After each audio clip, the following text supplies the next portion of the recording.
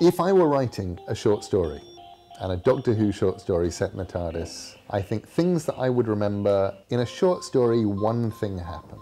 You know, stuff may happen that sets off that one thing, stuff may happen resulting from that one thing, but it's a short story. Have one thing happen and then look at what that does and how it gets solved. Remember that part of the fun of something like Doctor Who is the characters. The Doctor does not think like we do. He is the ultimate brilliant super genius. So in order to write him, you just have to be an ultimate brilliant super genius, just for his lines.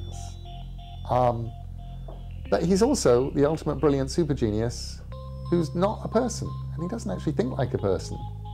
And he doesn't necessarily regard the things that people do think are important as important in any way.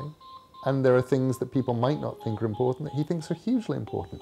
So I'd play with that, because that's the kind of stuff that's glorious in the Doctor's character. You know, most people, if they were asked to choose between £1 million and watching a really good sunset, would pick the £1 million. The Doctor wouldn't. He'd watch a really good sunset any day, because that's much more interesting than £1 million.